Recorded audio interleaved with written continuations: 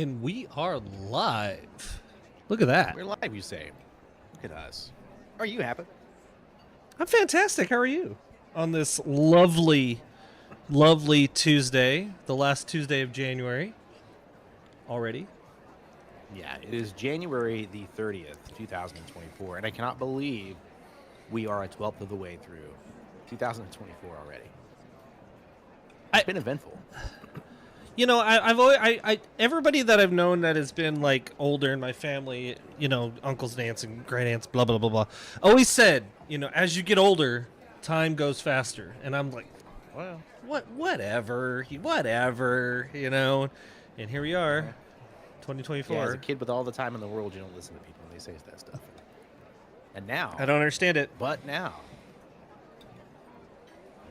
there's just no time. The kids get older, you know. People grow up. We stay young.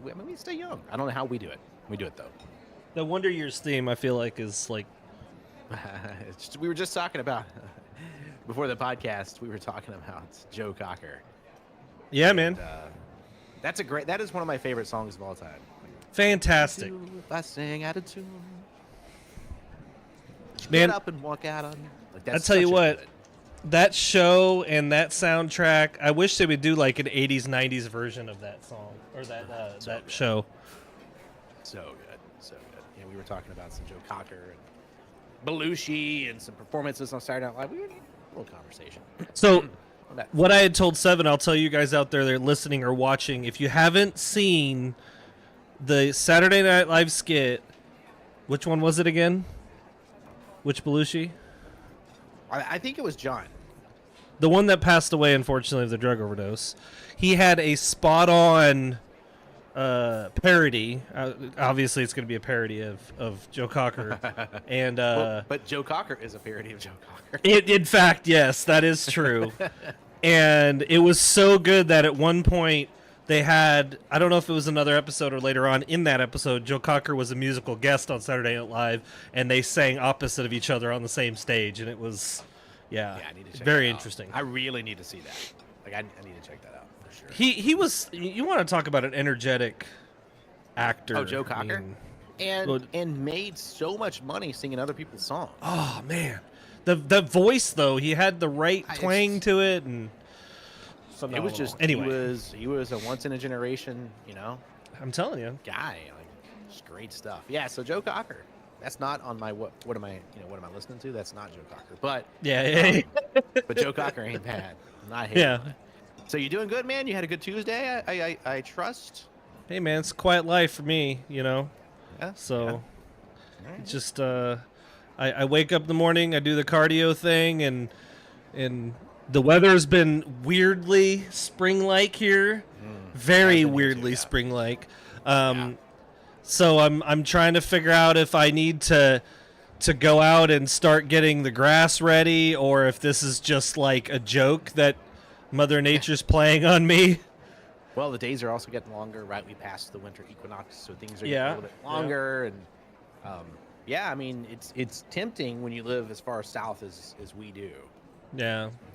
The weather gets like this, and it's like, oh my gosh, is it spring? And then all of a sudden you'll get a cold snap that just wrecks everything. Which definitely happens here in Texas. It's not abnormal for us to late January, second week of February have an ice storm or something crazy happen. So our biggest blizzards here in Alabama have been in March, and they were blizzards. Right? March. There was one.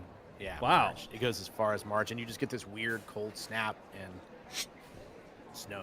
Right, 4 feet of snow. I would have never guessed that out your way. I figured it would be warmer around that Gulf Coast area. It usually is, but that's probably been. I mean, that's been 20 years ago or more. But okay, that one in particular. I mean, it doesn't snow here at all anymore. Right. You can still get snow within the state. You need to get about an hour north of Birmingham, so before you get to Huntsville and that kind of north side of the state, you get some snow there. But we have got no snow in quite a while. But we do get these cold snaps, and then we get these days of just like 70-degree weather. Yeah. And it really makes you want spring to go ahead and roll in. Yeah, and spring will roll in, and it's like, oh my God, it's spring, and then it's 1,000 degrees. Right? Like the next day. That's what Oh, yay, spring! You're melting. That's what I always try to tell everybody is like, they say, well, how's the weather in Central Texas? It's fantastic in the spring and the fall.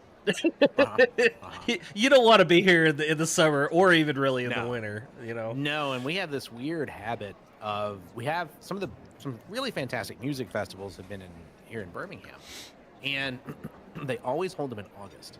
And oh God, the reason they do that is to avoid having a weekend with college football. Once you get into fall, you actually get really strong storms, right? There's a lot of reasons they don't want to do it. Sure. And so they try to host them in August, and they can book these amazing artists because we're in the middle of the Southeast. But dude, people who are not from here in August outside at a music festival, there is not enough water to keep these people from passing out. Like the World Games were here. It's probably muggy, right? Like insanely muggy. Oh, it's insane. Like the heat, but it's the humidity. There was had the World Games here, and I remember watching this Dutch. I think it was a swimming team of some sort was like giving an interview, and the reporter was like, "So what do you think about the weather?" And the guy was like, "It's hot." Like these are Olympic level athletes, and the guy's like, "I cannot breathe. It's hot." And he wasn't. I never knew air could be thick. Someone else. I never knew air could be thick. Like I never knew it He's could like, be a thing. I'm drinking the air. Oh my God. Yeah, I couldn't imagine. That's one thing that I definitely I never thought I would get used to, but when I lived in Southeast Texas, I got used to the just thick air, and it actually got to the point where, because even in the fall it would be muggy, but that would make the colder temperatures kind of comfy out. So I liked it. I mean, you do get used to it. People adapt. From what I've read, and I don't know how accurate this is, but I read it, so it must be true. It was on the internet. Was that people are actually more adaptable to the warmer weather than they are the colder weather. So just naturally. Now we've obviously figured out how to live in Minneapolis because we're insane. But there's our natural makeup is really for warmer weather and warmer climates. Now I do think we're gonna get to the point, if we're not already there, where the summers are just getting too hot. Like it gets hot during the summers. Well, I mean here mid July, late May, June, July, August, September. I mean, we're 120. Like 120 is very normal here. Like so, 116 is the hottest I've ever been, and it was south of Las Vegas. I was in the desert. I was standing on a rock. It was 116 degrees outside, and two things happened. One was I realized I had never heard silence before. So standing in the middle of a desert on a rock, you realize there's nothing making sound, and I'd actually never been in silence. There's always something around us making noise. The other thing was everyone who ever said it's a dry heat is full of it. 116 is hot. That's the excuse that people give just to make it seem like it's okay. Yeah. It's cooking you, right? It's so hot. The vultures are like, they see me with like the big bottle. They're waiting. Of water, like that. Yeah. Oh yeah, they're like, that fool brought one bottle of water. Nah, he ain't making it home. You ever had fried human before? Let them sit for a little while. Yeah, it'd be good come sundown. that sounds just gross. Right. Yeah. So, anywho, Hapa, it is January the 30th, 2024. This is episode 13 of Real Talk with Hapa S3VYN. This is named. This particular episode is named Manhattan. So tell us about the Manhattan, Hapa. So it's funny. The Manhattan is one of the few whiskey drinks I've never had, and I don't know what to think about that. I'm not gonna lie. Even as a bartender, I've never had one before. I've made a million of them, but I've never had one. And I've also been told that the bourbon Manhattan is actually superior to the rye whiskey Manhattan. Now, either that is true or not. Really? I don't know either. But a Manhattan is a couple ounces of rye whiskey or Canadian whiskey, I guess. 3/4 sweet red vermouth, a dash of bitters, and then a maraschino cherry. It sounds delicious. I do like vermouth with whiskey, actually. Sometimes I'll just do some whiskey with a little bit. So. And you got to say vermouth. Yeah, it's a word like bivouac. I get to anytime I can use those words in a sentence. It's a great word. Bivouac vermouth. Where's Deacon? He's gonna show up out of nowhere. Starts swinging elbows. So that's not a word. It's not a real word. Now vermouth's not a real word. No, there's no such thing as real words anymore. So tonight we've got a pretty good podcast planned. We're 3 weeks out from our previous podcast. I think some of the subjects we may have wanted to cover, we've actually had to revisit because they kind of came and went in the time frame. We've got some good ones. I think a lot of these were added by you, so I appreciate you doing a little bit of the extra work, going the extra mile. We're going to be talking about a private company's moon lander not quite getting back home. We're going to talk about the United States Military Space Force and what they're up to. We're going to be talking about a lost city that's been discovered, which is pretty freaking cool, if you ask me. The largest deep-sea coral reef has now been discovered and being mapped in the Atlantic off the U.S. coast. I want to talk about Nick Dunlap's victory, right? Because I'm a golf guy, and I want to talk about an amateur golfer. What happens when an amateur golfer wins a PGA tournament event? And then, of course, we'll do the things we do, which, we'll find out what you're watching, what I'm listening to. We'll find out what both of us are playing. And then we'll end up, as we do, with Hapa's rules. So, does it feel good? Yeah. Like a good place to start? I think we're in a great place right now. Got a little whiskey in a glass, and I got a little couple hours in you, a good conversation. Yeah, I got about 5 minutes, and I'm calling it a night. But we can stretch it. we might be able to stretch it a couple hours. It'll be 5 minutes of good conversation stretched over 2 hours. This is us over. Wow.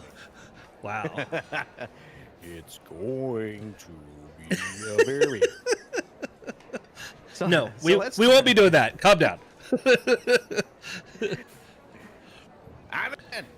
So let's talk about something that is actually following up on something we covered. I think it was the last podcast or the one before, so that would be episodes 12 or 11. We talked about a couple of companies that NASA had doled out a little bit of money to get some lunar landers out of, and if I recall correctly, we were pretty excited about the kind of concept of NASA saying, hey, we can throw a little bit of money at these companies and we can get lunar landers out of it. And so one of those companies, Astrobotic Technology, actually took its shot right in the past couple of weeks. So you're the one that threw this out there. Tell me what's going on with Astrobotic Technology's lunar lander. So Astrobotic Technologies was one of the private companies like Seven had just said, that won a contract to essentially build or see if it was viable to get a private company to build a lunar lander along with the launch mechanism and all of that. Shortly after they launched, they recognized they had a fuel leak, which would have, kept them from reaching the moon. So they quickly canceled the mission and ordered the return to the aircraft. But unfortunately, during the return, they lost communication with it, and the entire lander broke up in reentry. So unfortunately, one of the two companies that we mentioned in the last podcast that received the contract, obviously this one was not a success. But I also don't think it's necessarily a bad thing, because the space race in general was never perfect, and nobody has a perfect record of launch vehicles not having mishaps or what have you. So, it is what it is. But I think it was like $80 million or something like that it cost. I missed the cost in the article. Was that how much it was? Yeah, it was 75 or 80 million. People want to know, they can go back to we talked in depth about the cost in the last podcast. Go check that out. So all those folks in Jamaica who love to check us out, they can go listen. Right. Yep. Still waiting. Still waiting for that invite. Just saying. So yeah, this one was pretty interesting to me because it was the first, if I'm not mistaken, the first United States launched lunar lander in like a half century or something like that. Yep. The other company is, if I recall from the previous podcast, will be launching here in a couple of weeks. So they're going to take their shot as well, and maybe we'll get one lander out of it. I hate that these folks who have been working on this at Astrobotic, that's a tough one, right? To lose, obviously. And so I hate that for them. But like you said, when you're talking about things as complex as moving into space, and doing things in those very extreme environments, you're going to have learning events, Yeah. and this was one of them. And I hope that they, aren't dissuaded from attempting future stuff. They got close. Like that's pretty close, right? Yeah. Having a fuel leak, yeah, it happens. It happens to NASA. NASA's had those, right? Like it's just a thing that happens, and man, we're so close, man, so close. One thing I'm kind of curious about, when you have a private company like this, and they build a lunar lander, and have rovers and the launch vehicle and all that together, I'm kind of curious if NASA has anything to do with like inspections on the craft prior to launch, or if it's purely the company. You know what I mean? Because I would think that there was so many lessons learned from NASA that it would probably behoove them to have inspectors or some kind of QA consultants or something involved with the process. And I didn't say anything. The articles are very brief, unfortunately, and so you have to dig a little bit to find information. But I'm kind of curious to see how that is, and I certainly hope that the government doesn't just, well, this is your one and done, bud. Like, oh well. Well, and we talked about this on the last podcast. Some of the things, there were obviously experiments on here, right, on this lander that were lost. But there were also ashes and DNA from like 70 people or something, including Gene Roddenberry, right? The creator of Star Trek. Like they were hoping to get his ashes on the moon,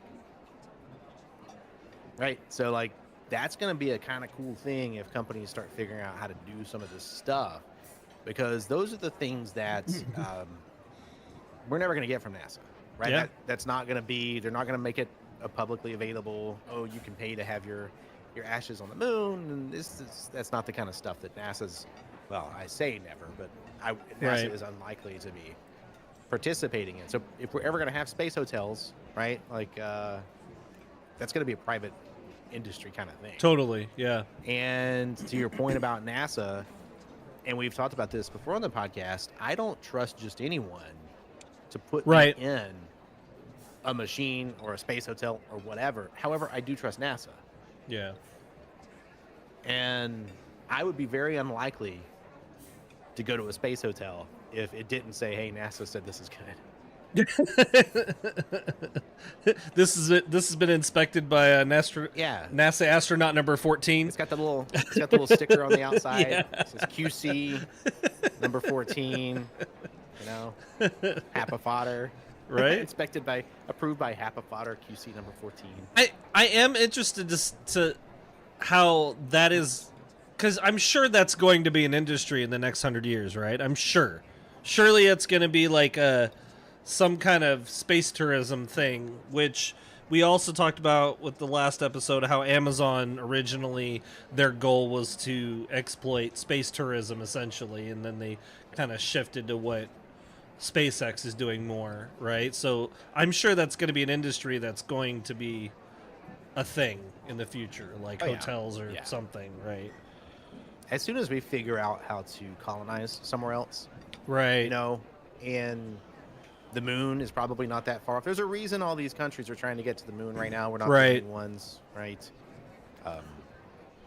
Japan, Russia, they both landed on the moon. It just never slowed down before it got there, right? And which is a slight flaw in your telemetry. But it did land. It did land. They hit the moon. What did you call it? Rapid disassembly, rapid unplanned disassembly. Yeah. So but there's a lot of folks out there trying to get to the moon, and there's a reason for that. One of the things we talked about, the moon's important because gravity's not the same there. They think there might be water there. If you have water, you can make fuel. If you can make fuel and you have less gravity, you can use it as a launching point to get many other places. Sure. And around the time that we figure that out, there will be a need to go back and forth to the moon often at that point. And to do that, we will have figured out as a species a routine mode of space travel. We won't be perfect, but like as an example, if we had a moon base, right? Even if it was international or whatever, every so often we're going to have a trip to the moon and back that lands effectively and then comes home. Like that's a thing we're going to have to do. And so we, like to your point about this, they're learning. What they learn, everything they learn will be part of us figuring out as a species how to make a taxi service. How do we get Uber on the moon? Well, Yeah. I feel like we are behind too. I feel like we are legitimately like between the late 80s and now. I feel like there was nothing. Like space just wasn't an interest to this little marble rolling around. I'm going to be right? honest, man. It doesn't seem to be. It doesn't seem to be like it used to be. Now, you and I are nerds about it, right? So we're we're going to be, people who keep up with it more than most people. But for the most part, I was actually, I mentioned Minneapolis earlier. I was actually standing in Minneapolis with some people once, and this has been maybe 2 years ago. And I have an app on my phone which tells me when there is a significant celestial body or event occurring, right? Something going over. And I think I've told you this story, but yeah. The International Space Station was going to go overhead, and I get the notification, and it's on my watch, right? I look down, I'm like, oh, sweet, the ISS. And every time that occurs, I watch it, right? I'm going to watch it every single time. If I'm at home, I grab the kids and the wife, and we go outside, and we're like, oh, look, it's the space station. And I said, oh, neat, the space station's about to go overhead. And the people I was with were like, what? No, it's not. I was like, yeah, it's going to be coming right over here. So I can pull out my phone. It'll show me the path. And I'm like, all right, you're going to need to look about right here. And they're like, what? Well, and it starts going over, and they're like, that's an airplane. And I'm like, no, that's the International Space Station. And what amazed me was what got said next. Right? I'm actually okay with all of that conversation in some form until that point. Right. But what got said next was, no, man, you can't see the space station. And I'm like, that is a known thing. That is the largest structure humans have created. Yep, in space, yeah. And it's going like this, and you're looking at the sun, and you can see it, and it's right there, and it does move fast. Yeah. But it is 100% the International Space Station, and you can see it with the naked eye in the middle of a city, right? It is that bright going across the sky. And it's like, man, these folks, they don't care a lick about space, not even to know that you could see the space station, which is one of the most significant achievements in all of human history, and you've never gone outside and just like been in awe of the spectacle. Like that's crazy to me. I think humans are as aloof to things in space or in our orbit the same level that ants are when you're just standing over their mound, right? Like the exact same. Like the ants don't even know you're up there. They're not even paying attention. They're worried about whatever they're doing right here, right? Like, oh, yeah. I think it's the same level of aloof. Like, just take it for granted completely. Mm-hmm. One of the things, and you and I have talked about this, one of the things I hope to do with my family before too long is we still have some pretty good areas not too far from us, within an hour of us, that have very, very, very low light pollution. And I want to get a good night, a good clear night, and just go and spend, I'm talking about 6 hours. Yeah. Be out there when the sun goes down and just watch. Because you're actually losing. People used to sit and marvel at the stars. Right? There's so many poems or stories or whatever that you can go read. And people used to just marvel at space. And nowadays it's like, it's crazy. Yeah, I mean, so what do we got to do? It's to get people interested, Hapa. Well, I don't think it's going to happen because the amount of light pollution on this planet is just... I mean, you've got to literally get hundreds of miles away from anything to really get the level of fidelity in the sky that would really cause that awe, Like, I would love to go back out and get into... Because I used to be really big into photography, and I would love to have... the tripod and set my camera up over it with time lapse. How that you see a lot of those photos with where it looks like the stars are moving, but it's technically us, right, moving through the solar system. Like those shots, I would love that. So, but yeah, I think that stuff is so cool. So from talking about space, we'll segue right into what's going on with the United States, the U.S. military space force, right? And this has something to do with the X-37B. Yep. Which I think people may not even realize exists. But the X-37B, for anyone who doesn't know what that is the most recent rendition of a space shuttle. Yep. It's a reusable space plane, but it's been in service for like 10 years. Yeah. It's just not used by NASA for manned flight, right? It's used to deliver things to space. And they've gotten very good at using it. And so Space Force is using the X-37B for what? For something? So, if I'm being honest with you, there's not a whole lot of information on this topic. So, I wanted to talk about this because this is something I've seen subtly acknowledged in the news or publicly, just every now and then, and they don't really talk about it much, you know. But the X-37B is Space Force's delivery and test platform. It's an unmanned aircraft. It's only about 29 feet long, so significantly smaller than the space shuttle, but it works on a lot of the same principles, how it glides in and everything.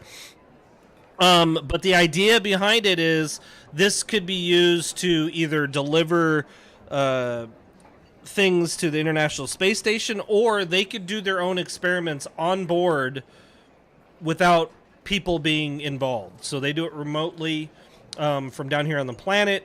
And why would you want to do that, Hapa? Well, there has been a lot of speculation, and this is going to be a lot of, I'm sorry, tinfoil hat kind of talk here. I probably should have made one for the podcast, but that'd be fun. That would be fun.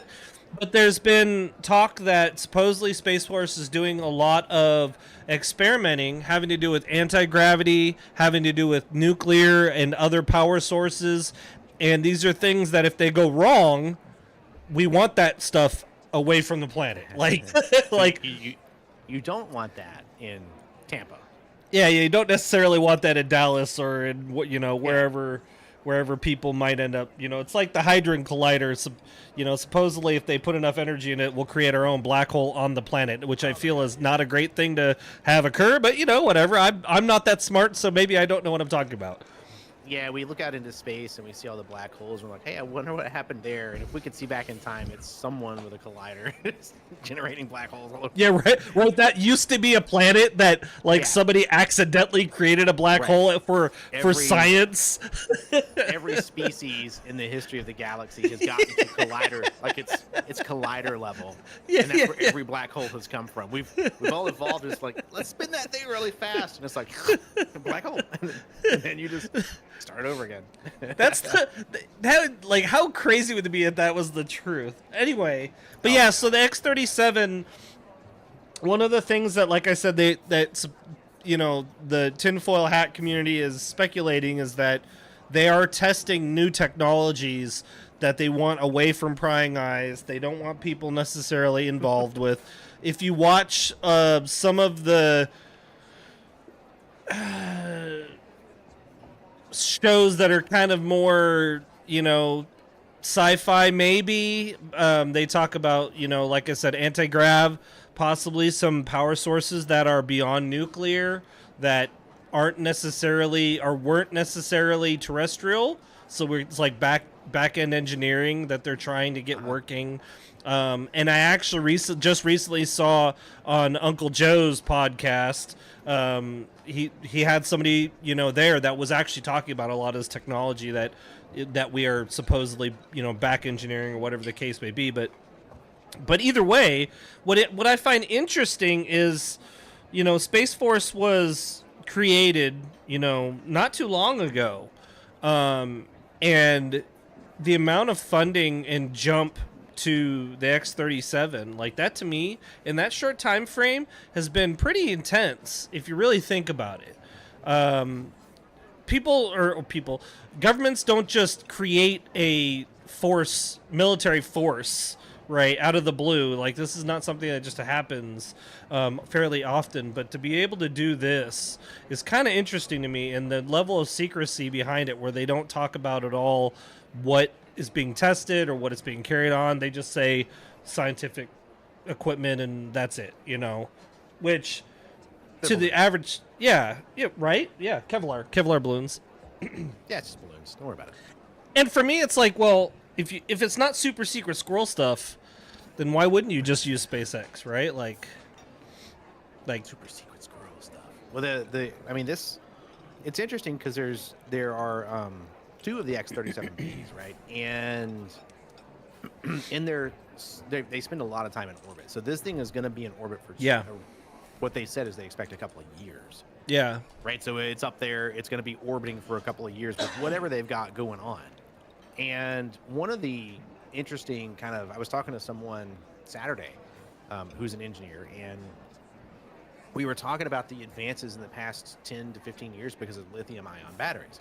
And so the things that you can do with unmanned craft now are so much different than what we could do. The communications protocols have advanced so far. The hardware has gotten to where you can make it small. You and I were talking about this, making smaller and smaller spacecraft, right? Yeah. Because if it doesn't have to be manned, you can make it smaller. If you can make it smaller, it's much easier to launch, right? It's much easier to do things with. And if this is all us evolving as a species, and one of the things that kind of got said in chat is, humans aren't, if you believe humans are the only life form, mathematically, you're talking about an impossibility, right? Mathematically, that can't be true. And so we have to get better and better and better at exploring our galaxy, because God knows we're going to kill each other on this planet at some point. Like we're absolutely determined to find more ways to hurt each other. And so we're going to have to figure out how to do something on other planets. And these kinds of things, I love the NASA approach, which is kind of open source, you don't get to contribute, but kind of everything that's going on. Yeah. Now we've got governments being like, no, we're going to do some secret stuff. And I'm like, I don't know that I don't need a lot of secrets in space. Y'all got enough secrets on this planet, and the secrets y'all got ain't doing us a lot of good. Yeah, for real. I mean, y'all ain't playing nice with your secrets. We talked about this last episode because you had asked the question, what do I think about privatizing space, flight? And I had mentioned I don't like it because companies can push a lot more of their own, ideas and things on the citizens. But the flip side of that is government-run space, industries is not great either because of, we're going to have freaking lasers in space and satellites with freaking lasers. Yeah, exactly. Yeah. That to me is pretty scary too. And I don't know. About the engineers and the scientists, NASA is NASA because the engineer and scientists make NASA.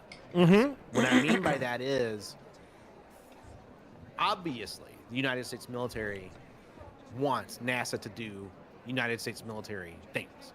Yeah. And absolutely, NASA has done things in the past to help the United States military, and I have no doubt about that.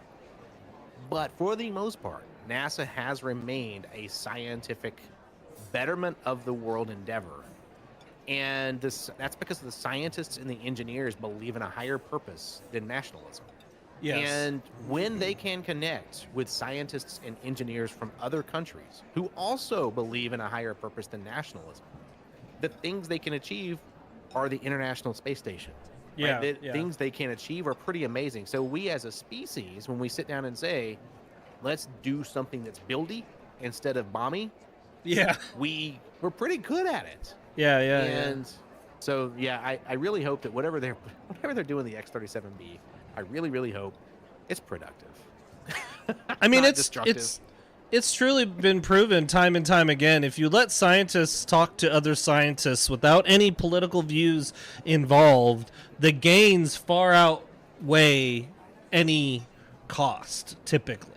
It's when you start getting government injection that nefarious stuff tends to come out of it, right? I agree with you too. Hopefully, we're not going to nuke Kerplax out in E4E a million miles away or whatever. Kerplax got a mouth. A mouth. Yeah, got a mouth. Runs that mouth too much. Kerplax. Yeah. So, talking about humans evolving, there was a good segue on January the 11th. Look at that. I, sir, am at a professionals. Hell yeah. What was it like? What was that commercial? Libbity Bibbity? Libbity Bibbity. Libbity Bibbity. He doesn't even have a mustache. I, sirs, am's the professionals. So archaeologists have uncovered a cluster of lost cities in Ecuador, in the Amazon rainforest in Ecuador. And they believe it was home to at least 10,000 farmers around 2,000 years ago. Yep. So Roman Empire time frame, right? Which is what we're talking about. So you're the one that again, this is yours. So tell me, Hapa, about this long lost city that they've discovered. So I've been following this subject fairly closely for years, since I initially discovered that they are starting there is a very, very, very small handful of archaeologists that are attempting to map the South American rainforest with LiDAR. And the reason they're doing this is, if you go all the way back in archaeology, right, or the conquistadors, I guess technically is who, I don't know if it was Christopher Columbus initially, but the conquistadors arrived in South America, and when they went back to Spain, they reported that there was ginormous, thriving, metropolis-level size cities just packed with people, and it was like super bustling with, boats up and down the canals and everything. And then a few hundred years later, when they came back, those civilizations had vanished, like just completely vanished. And so, unfortunately, like, archaeologists over the years have kind of ignored this subject, as just the initial reports were just people talking, to talk, right? That's where you get, the lost cities of gold and all this stuff back, sure, myths and what have you. But then you've got these archaeologists that have been slowly chomping through the rainforest, and they find little things here and there. And then LiDAR came out as a technology. If you don't know what LiDAR is, it's literally laser mapping. So an aircraft, a small aircraft like a Cessna, will fly over the rainforest, and it literally has a laser that just goes back and forth, and it maps, I think, something like 2 or 3 football fields wide as it flies, and they just have to do a zigzag formation across these search patterns. And what it does is this LiDAR actually can cut through the forest, and they can filter out the forest and see the landscape. So what they found with this part is in Ecuador, at the foothills of the Andes, what looks to be a farming, I'll call it a city because it's really not a village. The conservative estimates are 10,000 farmers, and it could have as many as 30,000 people at the height of this city town growth, which is comparable, by the way, to the size of London during the Roman era, which London was the largest city in Great Britain during the Roman time. So you're talking about, think of cities in context of now. Right, yeah. Millions and millions of people, and that is not what the world looked like. Right. Year zero. Yeah. And so, you're talking about a huge grouping of complex roadways, some spanning as much as 10 meters apart, like some of the roads. So they had lanes with buildings in between them. They had canals. They had, a pretty elaborate layout. And if you look at the images on the article, I need to remember to keep putting the articles in the write-up of our podcast here on YouTube so that people can go look at them if they want to. But it's pretty amazing. Like, just the image, the LiDAR image itself, you can see the outlines of the roads and the buildings and all that stuff through the forest. So yeah, there was I was on a flight once with a doctor from University of Alabama, Birmingham, which is here in this town. And her name is Dr. Sarah Parkak, and she calls herself a space archaeologist. And so what you were talking about with the LiDAR, right? That's what she does, is works with satellite imagery to find civilizations and do stuff. That's she primarily so focuses, awesome. I think, in like Egypt. But that was my first introduction into kind of this world. And the LiDAR that you're talking about looks, at least the images look like it was flown from like an airplane. And when you look at it, the detail that they're getting, it's really obvious, right? When you go look at it, like, it's obviously these are not natural at all. Well, and they're complex and organized, right? It's not tribal. It's not small tribes living off, with family units. No, this is an organization of many people with many organized structures. It's pretty fantastic, honestly. And to be honest with you, some of the outlines of the structures are like what you might think would be like apartment complexes, like multi-resident buildings and huge long roads going all the way along ridges of hills and, you know, like I said, canals and things like that. So this thing, to me, it's really cool that as stuff like this gets released, more funding is going towards this group down in South America that's doing it. Because I don't remember what it's something like an area the size of all of Europe is the rainforest in South America. Which is what they're trying. Like their eventual goal is like look at that whole area. And for the size of Europe. Yeah. And they're literally just like looking at golf course size areas, you know, with their LiDAR, really. So right. I mean, it is the proverbial needle in the haystack. But what's interesting is like this article is from January the 11th this year. But what's interesting is when these discoveries occur, it's way easier for these groups to get funding because a lot of people. This is when you're talking. You know, again, I was on a flight with a space archaeologist, and I was talking to her about this stuff. She has to seek funding, and that's what she was doing. In fact, she was coming back from a speech where she was seeking funding for this research. Research is hard to get funded, and so these stories, when they come out, we found something, right? That's what generates excitement. That's what generates funding, and hopefully we find something new. I mean, this one was. Let's see what I wrote it down. It was from they believe the civilization here, the city, right, was from 500 BC and went to between 300 and 600 AD. So this thing lasted looking like 1,000 years or so. Almost 1,000 years, 1,000 years. I mean, put that in context. The United States has been around how long? Not 1,000 years, right? Yeah, like 200 and whatever years, right? We have not been around. That's right, isn't it? Yeah, that's right. Yeah. We have not been around that long. Yeah. Well, and that's why I said, like, I can't remember what book it was that I read, but it was like, you know, one of the things that really drives these archaeologists in South America crazy is how many stories these conquistadors had about, you know, sailing up these rivers and these canals, and they were just lined with people, hundreds and hundreds and hundreds of thousands of people, like, everywhere. It was just like a metropolis, like, you know, and they had mentioned that, like, they had very advanced farming techniques and you know, a lot of ferry systems, etc., and then just only a couple hundred years later they came back and they couldn't find anybody. Like, they were all gone and the forest had completely taken over that entire area. And so it's like, to me, you know, more than likely what they think is unfortunately, the Europeans, those dirty Europeans, brought disease, you know, because disease, right?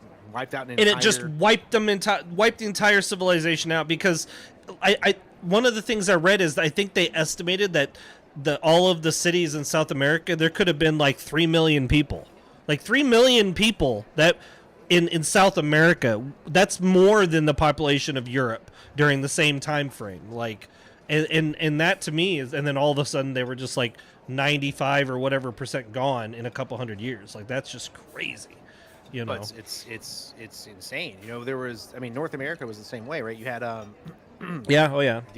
Native American tribes in North America settled the East Coast, and a lot of the reason, you know, we talk about pilgrims, right, quote unquote, the people who came here and settled, is kind of the early America story, like all the kids here learn in school. The only reason they were able to survive is they found an area that had already been cleared. That was because they made a stop. That's why Plymouth Rock became Plymouth Rock, right? That's where they were able to settle. They were not able to settle the other places they stopped. Plymouth Rock was not the first place. And there was a society there, a functioning society that probably had a lot of complexities, and disease had wiped them out, right? And there's these entire societies that we've lost to the ages, and it really amazes me that we've got to the point where we use space, right, or we use aircraft to turn it back at planet Earth and be like, well, what was here, right? Because we forget sometimes that we don't know what's going on here. Yeah, sure, we want to go to different planets, and Mars is great. Yeah, but we don't know what's going on here yet, and there's a lot to be discovered. And probably humans there's way more dead people on this Earth than there are alive, and we've probably forgot the human species. We have probably forgotten more than we know. Oh, easily, yeah. Right, and finding these things, oh my God, it's so fascinating to me. I love it every time there's like this archaeological discovery, and I'm like, oh my God, what could life have been like there and then, and obviously people were doing city things, right? So yeah, I love this. This was one of my favorites to read. I absolutely loved. To me, finds like this, I don't think finds like this get enough attention in the planet, because I feel like as a human race, they should be a humbling experience. Like, we should be humbled to the fact that we think we're at the pinnacle of our existence right now. We may not actually be there, right? Like, sure, you got your iPhone and your iPad and your gigabyte fiber, but that might have been nothing compared to going down the canal and grabbing some old growth corn or something from your neighbor. Maybe this town in Ecuador had a collider, right? That they invented a they collider. Black holed themselves. They black holed They themselves. black holed themselves, and they're just like in a reset mode, right? Here on Earth, like the simulation. Someone's like, seriously, guys. Rerun the simulation, like reboot. When are they ever gonna learn? There's somebody's been observing us. They're like, are they ever gonna learn? No, they probably won't learn. Hey, Bobby, they're making another collider. It's like, no, that's old news. Son of a bitch. I'm gonna throw the whole thing out again. But it's like, to me, it's like I'm really excited to see like more and more, like, because it does seem like every year they find more and more of these cities that are just covered up by the forest. And with the crazy thing too, I don't know if you caught in the article or not, but they talk about too, a lot of these cities that they find, like when they look at the LiDAR and everything, just getting to those cities, it's almost impossible, because the amount of density that the forest has, trying to hack their way to those locations is almost impossible. Because it's also very, very hostile environment as well, with all the bugs and the I watched Naked things and that want to kill Afraid. you. Yeah, exactly. Yeah, 100%. So yeah. Yeah, it's to me, I love these things. I think everyone should take some time in their week. Hapa and I do a lot to try to keep up with news articles, and as between podcasts, we send things back and forth. And it's increasingly difficult to find news articles that leave you feeling good. But I think everyone should find those. We try to grab some of them and show them to you, but everyone should take those and try to find them and support these people who are out there doing science for the betterment of humanity, right? Like, seriously. This in my opinion, is the important stuff, by the way. Like, this is the stuff that'll matter in 1,000 years, right? Yeah. So, talking about not knowing what's going on this planet. Holy crap! You're on right? point with the freaking segues tonight, man. Got it! I did it. There was very recently, and I'm looking at the date on this article. What is it? It's January the 19th. Yeah, so it's very recently. Scientists have mapped the largest coral reef deep in the ocean, stretching hundreds of miles, and it's off the United States Atlantic coast. And again, we don't know what's here. Nope. Let me ask you a question. So you read the article, I assume, or did you skim it real quick? Yep, so do you remember what the figure was of percentage of the ocean floor on this planet that we've actually mapped? Is it in the article? I don't recall what it was, but it's not much. 25%. Yeah. Okay. 25% of the ocean floor on this planet, which, don't forget, everybody, that was it like 77% of this planet is covered in ocean, right? So 25% of that ocean has been mapped, and only 50% of the ocean floor off the coast of the United States has been mapped, right? So that's to put that in perspective as well. So let me ask a question. Let's bring these stories together, okay? Okay. I'm gonna ask a question that might be dumb. So, the moon. Sure. Do we have a better mapping of the moon than we have of our ocean floors? Yes. I'm betting the answer is yes. Yes. They have the entire moon mapped out. They've already done it. And we only have 50% of the waters off of the United States, and only 25% of the planet's ocean floor is mapped. So we know more. Well, we have a better mapping of the moon than we have of our own planet. That's amazing. There was a time where I actually used to get this is the level of, so a little insight to how nerdy I am, because it used to make me angry when I used to. Are you peeling back the nerd layers? Yeah, like a little bit. Onion? One of the onion layers is coming back here. I used to get angry when I would read stories about how much money we were spending exploring space, because I had read so much about how much of this planet we still have no idea about. And that to me 100%. Just blows my mind, right? So 25% of the entire world's oceans have been mapped. But anyway, off the east coast of the United States, it's about 310 miles long from Florida to South Carolina. And in places, it's 68 miles wide at a depth of 600. Yeah. 68 miles wide? Yes. At depths of 655 feet all the way down to 3,280 feet, they found a coral reef that we didn't know existed. So wait, okay, hang on. From Florida to South Carolina, 60 miles wide.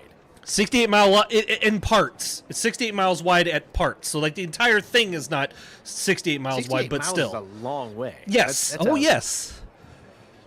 And from Florida to South Carolina, this is a very populated, very traversed area. Oh, yeah. And we just now in 2024, in this economy, right? Like we have discovered a coral reef. Coral reef. And we've mapped it. That size. How long before someone destroys it? Oh, man. So some people might be confused, because when they think of coral reef, they think like off the coast of Australia or off the coast of Hawaii, or, these coral reefs are typically pretty close to the surface. You can see them if you go snorkeling. So for those of you that don't know, there's two types of coral reefs out there. There's ones that create energy and live and grow off of photosynthesis, just like plants.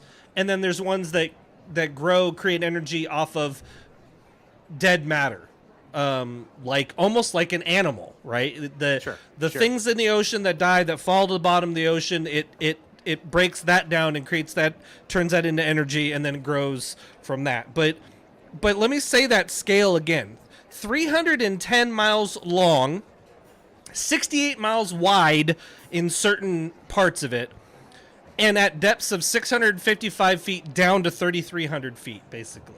And this is coral. This is, huge habitats for sea life, right? And a lot of people don't know this, but if you ever look at a topographical map of United States, and the reason I know this actually is because I was in the Navy. I used to see a lot of navigation maps, and they accurately have a lot of this topography on the water, because obviously running into ground is not typically something you want to do when you're on a Navy ship.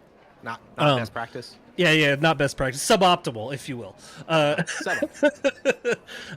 But the way the land goes, coming off of the country, you hit the shoreline, and then it drops down a few feet, and then there's actually a shelf, like an Atlantic. I think they call it the Atlantic Shelf. It goes out, and then suddenly just abruptly drops, and I'm assuming that large portion of drop is what we haven't really mapped much, because it's very, very deep.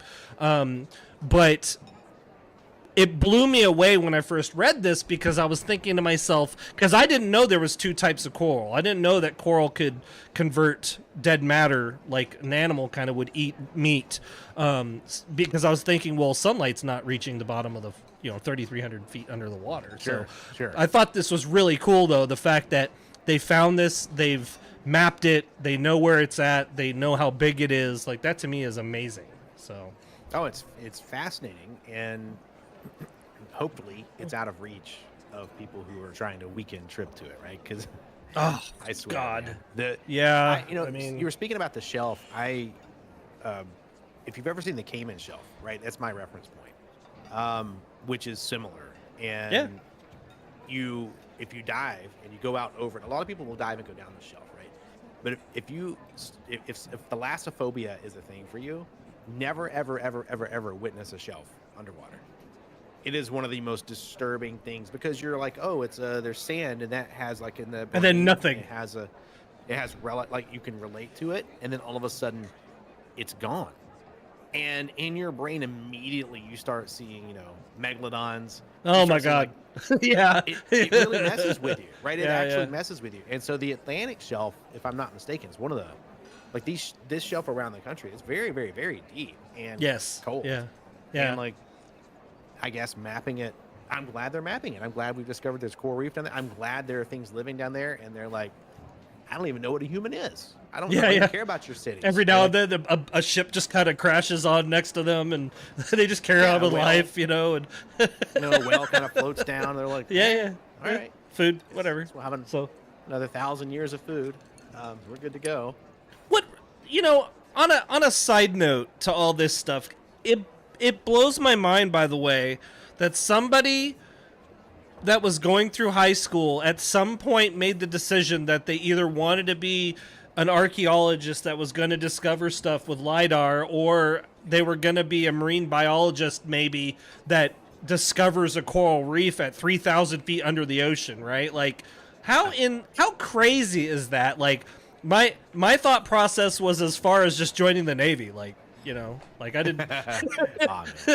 No delusions of grandeur in this head at all. Like that's actually fair, right? Because there was someone sitting around being like, you know what I want to do is go discover. Yeah. Go see. They made good grades. I bet they're a lot smarter than I am. I'm assuming. Yeah. Well, they're a lot smarter than any of us about one very specific thing. That's for sure. Oh yeah. Very, very much so. But I mean, how cool is that though? That we're still discovering stuff like this on this planet, I think right? That's what we need to not miss in all of this, right? Is there's a lot to be learned if you just look around. And to me, we should support these folks. You should find something like this that you're into, and you should support it, right? And whether you support it by talking about it, or educating people about it, or giving it money, or whatever the thing might be, but the people who are out there trying to be builders of things and explorers of things are worth supporting, because we sure as heck support people who aren't doing that. So when you talk about, we discovered coral reef right off the coast of the United States, goes from Florida up to South Carolina. What? Yeah. You would have assumed there's nothing there to be discovered. Yeah. That doesn't even start covering the other 75% of the ocean we haven't even looked at yet. Yeah. One of the things that's to me has always been one of the most fascinating things. I'm going to forget the name of it. There's a grid on the bottom of the ocean of microphones. Oh yeah, yeah. And I forget the name of it. It was eventually handed over, I think, to NORAD or somebody, right? But it was built to know where submarines were moving and listen out for submarines. It was built for it. Well, eventually it was handed over, and now there's people who have it, which are scientists, and they study it. And you will get some of the craziest sounds if you ever want to go see or go hear some of the weirdest things in the world. Say it. SOSUS is the name of it. Sound Surveillance System, SOSUS. That is the grid of ultra. Scary is the first word that comes to mind for half of them.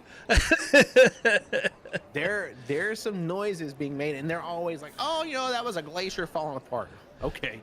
That sounds like a freaking monster. That's what that sounded like. Yeah. I don't know, man. Godzilla. I mean, I saw the movies. He's down there somewhere.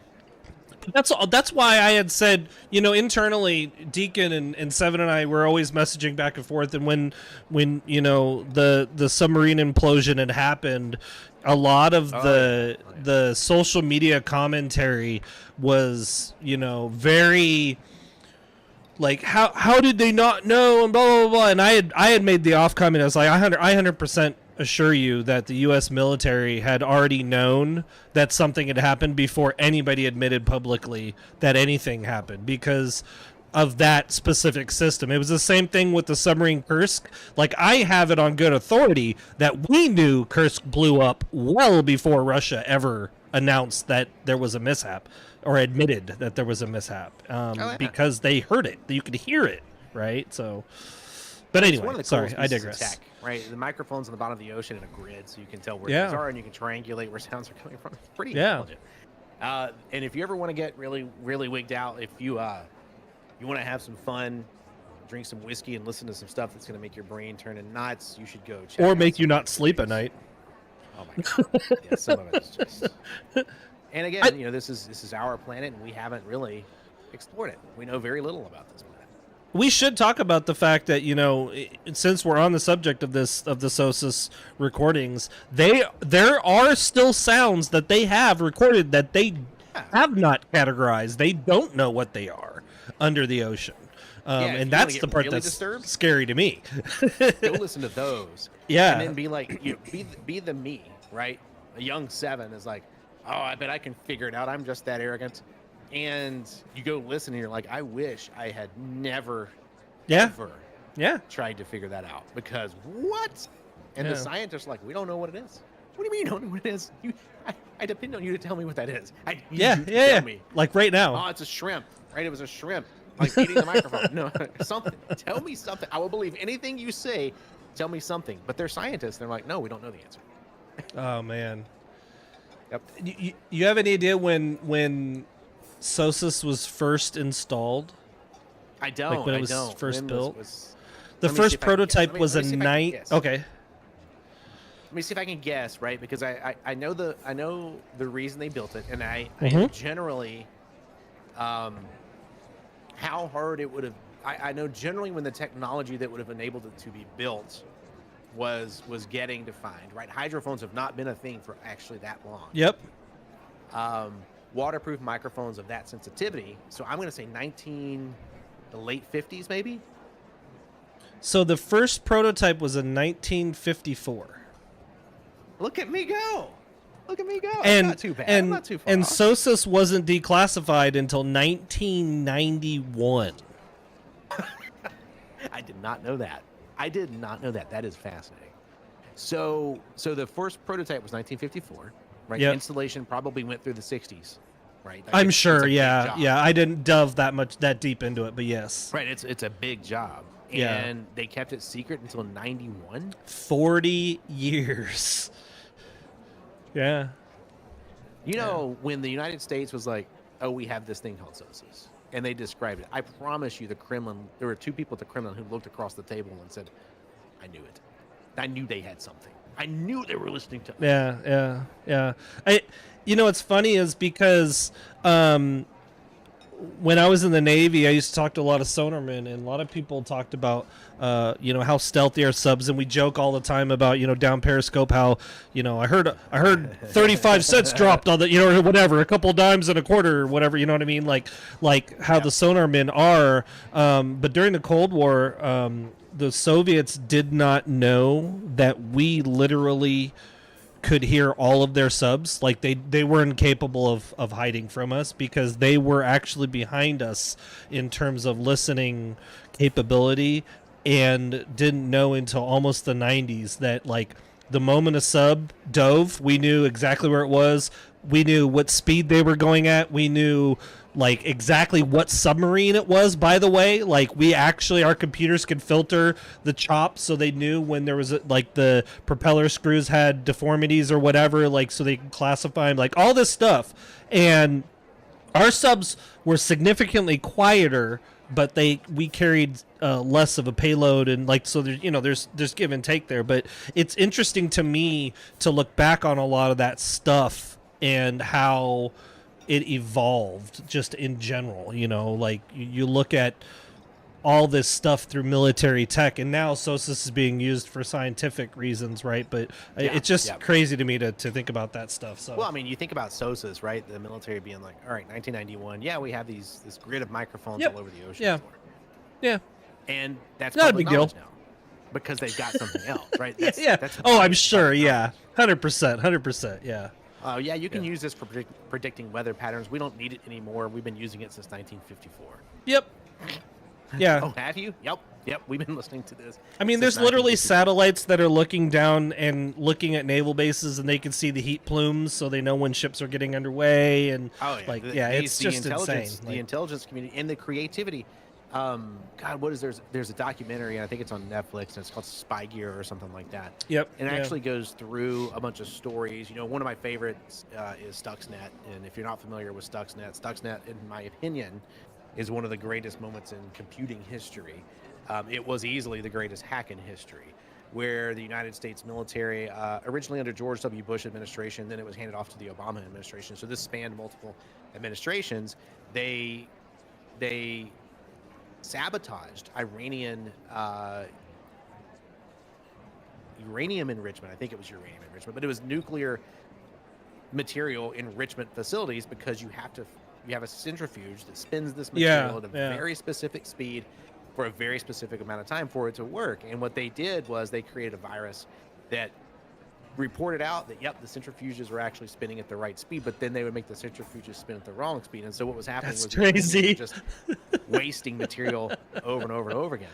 And the military intelligence community has this, in my opinion, and I'm not talking about just the United States military, but there's so much creativity that comes out of that. So someone says, oh, I want to hear submarines. And there's some lunatic who was like, why don't we put a grid of microphones all over the ocean floor? And what was great was the idea was there, but what was great was the next person who said, yeah, let's do that. And it actually was funded, and people did it, and people went out on ships, and they drug the cables, and they did all the things they had to do to make this so thing crazy. work. Like, so crazy. Unbelievable. Okay, so a little bit of a different take. No segue here, because I don't know how I would have segued. I don't know how you'd segue this, to be honest with you. And I kind of forced this one into the conversation, because this is good. This is good. But I want to get your opinions on some of these things. Ever since it happened, I've been wanting to get your opinions.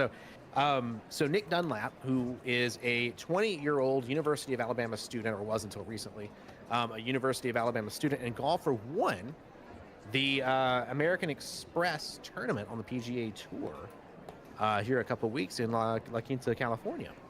And the interesting thing about that is he's an amateur. And so let me 20 say years again. old. Well, 20 years old. What I would say is the Golf Channel will say amateur, right? They say it differently, so I don't know if there's a reason to say it, but I'm a redneck from Alabama. Amateur. So it's amateur. So, but Nick Dunlap goes out and he wins this tournament. He shot a 29 under, played fantastic, played lights out. 29 under? Holy 29 crap. under. But, and of course that's in 4 rounds, right? But I'd be lucky to get 35 over. Yeah. So he goes out and he wins. And here to me is why I brought it up. It was $1.512 million was the first place prize for this, okay? Yep. Except he's amateur. He can't collect on it. Yep. So he wins the tournament, doesn't get the prize, and it goes to the second place. Ugh. S3VYN didn't help, right? Like, it went to the second place winner, and 3 players who tied for third now get the money as if they tied for second, right? So this amateur goes out there, kicks everyone's ass. Yeah.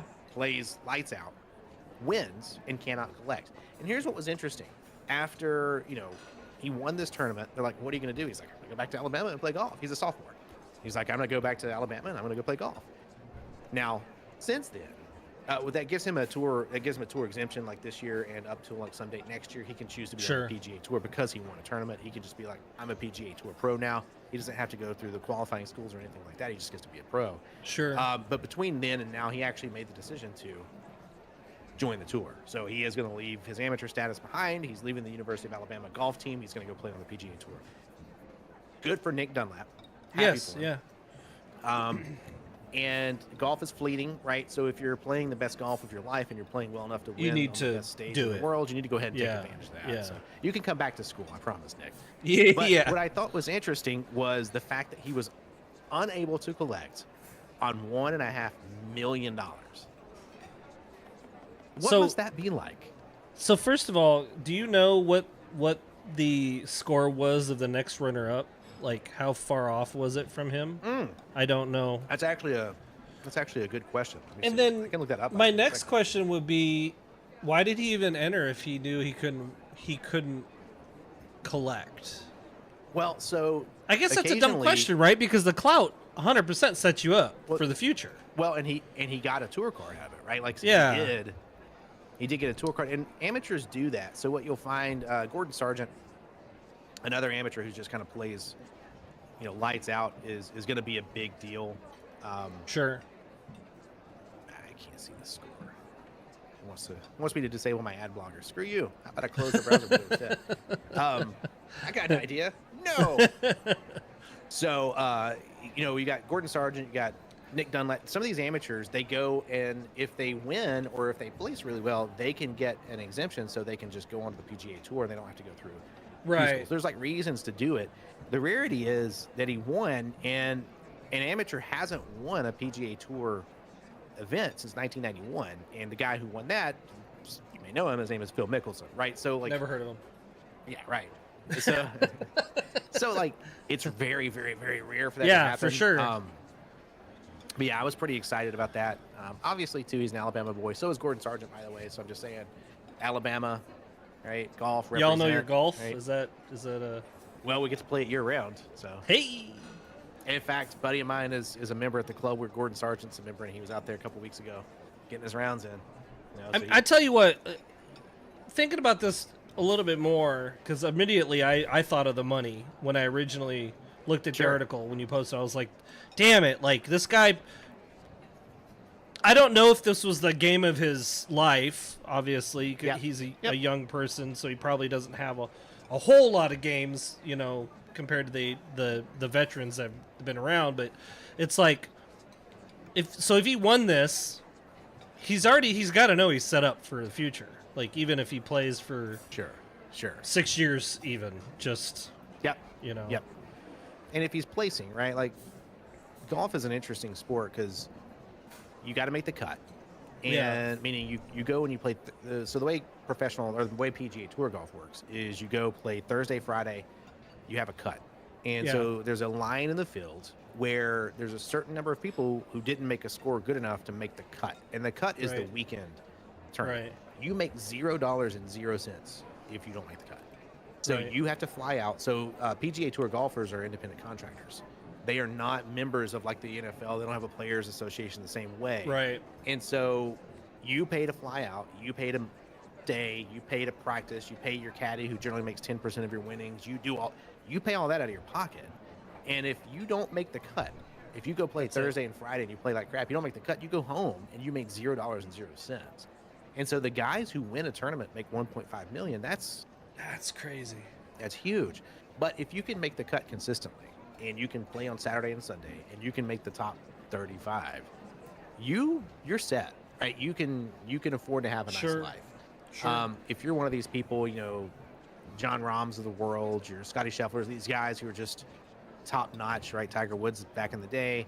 Yeah. They're not just set for life. Like they're not just having a nice life. They are set for generations. Yeah. And so it really is a thing where if you're playing at that level and you win at that level, it might be time for you to try to run. You can get your degree later, right? But it might be time for you to be like, okay, I'm going to run with this and see what I can do. But also the other thing is the rigors of that schedule every single week, right? Man. Sunday you play the tournament, you finish the tournament. On Monday you take a break, and on Tuesday you're back out at the next club, right? Trying to learn the course, working with your caddy, working out for the following weekend. For the following weekend, right? Yeah. And so you play rounds on Tuesday, you play rounds on Wednesday, and then you start playing the tournament on Thursday. And it is rigorous. And I've watched it just chew up so many golfers. And it's interesting, if you really want to see something interesting, I would encourage everyone to go to Netflix and watch the documentary called Full Swing. Even if you're not into golf, this is actually what got my wife into golf. She watches PGA Tour tournaments every weekend now. They are on the television Thursday, Friday, Saturday, Sunday, every single time. And it's because she watched Full Swing and realized these are human beings. They are, for the most part, head cases, right? They have a very hard time because a golf swing is a very precise thing. Yeah, you got to be OCD. You got to be perfect. Yeah. What it can do to you when your swing misses by a millimeter is you're done, right? It was really an interesting thing. So congratulations to Nick Dunlap. I was pretty happy about it. I wanted to get your, kind of your initial thoughts. So thanks for providing those on like the, kind of what went on, and an amateur wins, and it's like, look, man, here's you. Not just an amateur. I mean, he's a kid, man. $50 box of balls, right? Here's some golf balls. Yeah. I mean, he's a kid. You know what I mean? Like, I remember reading an article though, and this is something that I wonder if, and you would know better because somebody has played golf for years, but like, I remember my buddy, his boy is in baseball, like hardcore into baseball, and he had a scout come up to him and say, "Hey, we're interested in watching your boy, and possibly scouting him for some college baseball at Oregon State University." And he said, "No, you're not doing that. If he wants to play, he will play, and then you guys can look at him then. But right now, he's not even thinking about college. He's focusing on whatever. And beyond that, the injuries that come out of the push for sports when they're that young, because, by the way, your growth plates are still growing and your tendons are still growing, and the amount of injuries that have come out of high school and college sports, I mean, you're one injury at 19 and you're done. You're just done.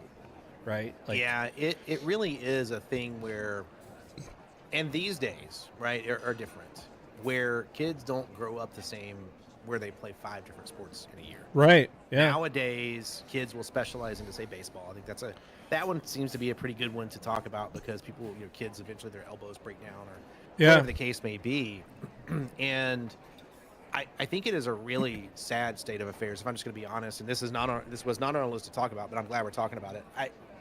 The way that we treat athletes in the United States of America is a bit of a travesty. Yeah. We know. So sports are about money. Professional sports are about more money, right? That is the whole for sure. Yeah. concept. And the people who run that, they don't care about the athletes. Yep. They only care about the athletes in as much as the athletes are making them money. And that's the way any business runs. I'm not criticizing those people necessarily for that. But what that turns into in North America, or at least in the United States of America, is we know there's always someone waiting to take your spot. For sure. And as a result, we don't prioritize taking care of the athletes' bodies. You can watch the Aaron Hernandez documentary. You can watch all these things about these guys playing injured. They've had 50 head concussions, right? Look at the details. We don't prioritize taking care of our athletes. That is not the way it is in every country. So Australia is a good example, and I saw an interview with an Australian who was making a device that monitors an athlete's workout, right? And they're like, you wear these little sensors, and it can tell you this is a day you shouldn't be going full speed. You're more likely to get injured today because the way your physiological cycle is working. Something's off. Thursday's not the day you should go full speed, right? Or whatever. Sure. And they have proven that this keeps people from being injured. It makes people perform, way further into their lives. All these things. And the guy was being interviewed, and he was like, we don't have the luxury of unlimited amounts of high-performing athletes like the United States does, right? So we have to take care of the ones we've got. Whereas the United States, we're like, well, look at that. His knee fell apart. Get someone else in there. Like, that is insane. All right, bye. Have a good weekend. Yeah, it is really that. Yeah. And you see kids now with repetitive stress injuries, right? So you got kids who throw, right? Pitchers, let's say, in baseball. Yep. Elbow issues. Elbow goes. But now we've gotten so good at the surgery that there are kids who want to have the surgery because you can throw harder after the surgery because the surgery actually tightens things up. Yeah. More, and you get Tommy John your first year as a major league pitcher. You finally get there. And right, so it's crazy to me how we treat athletes, and what it takes to be a professional athlete nowadays is changed significantly. The conversation started about golf. I think that Tiger Woods is in a lot of ways responsible for making it about physicality, right? Here, you should work out. You should be in shape. There's a very, very famous moment, I'm going to misquote it, where John Daly, who is famous still for just drinking, after every round or whatever. He drinks beer now because he got cancer and he can't drink liquor anymore. Dude, John Daly's a trip. I've gotten to see him play. He's a trip. But he was sitting at a table drinking with a bunch of guys, and it was late at night. And Tiger Woods goes walking by. He's walking back from the gym, and John Daly says something about Tiger Woods working out. And Tiger Woods looks over at John Daly and says, well, if I had your level of talent, I'd be drinking too. Yeah. So, Tiger Woods, and this was like a 21-year-old kid saying this to one of the legends, right? But Tiger Woods, in a lot of ways, changed the sport and said, "This is an athlete sport. You should be an athlete. You should treat your body with respect." Now, unfortunately, he did what he did, got some car wrecks, messed his leg up. Yeah. But if you have you seen pictures of him lately? Oh yeah. Yeah. Oh yeah. He is jacked. Yeah, right? he's gotten back. So he's gotten back to it. He's trying to stay. He's still playing, right? And he's trying to stay relevant. Trying to stay relevant. Yep. You know. And he can still. I mean, and he'll be a terror on the senior PGA tour. They don't call it the senior. They call it the Legends, right? But when he gets there and he gets to that age, 50, right? He's going to be a terror, right? And so it really is something to be said for good eating, right? Taking care of your body. Tom Brady is infamous for like how is he Tom Brady? His diet, workout, exercise, taking care of his body, not eating processed foods. Like it took something to be Tom Brady. So yeah. Now you got me off on a rant. See what you did? Hey man, it's all right. Nick Dunlap. That's what this topic should have did, right? Like. Yeah. Nick Dunlap, congratulations. We're proud of you. Good on him. Seriously though, good on him. All right.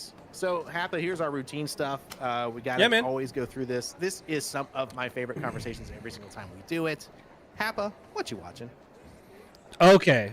Look. I was excited for this because there's been some shows that, well, one specifically that you suggested, and I kind of been eyeballing it, and I was kind of like, I don't know, man.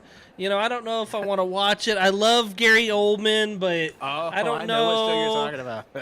And so Rita and I started watching Slow Horses, and holy shit, you need to watch that show. Like, if you're not watching Slow Horses on Apple TV, you need to go watch it. Slow Horses. It is the perfect spy drama show, in my opinion, like hands down. And Gary Oldman, look. Nice. I'm gonna say something very offensive to those of you in the UK, and I sincerely apologize if you're listening in the UK. But Gary Oldman's character in Slow Horses is exactly spot on to what I think every British man acts and sounds like. I'm just saying. Like, and I apologize ahead of time. Look.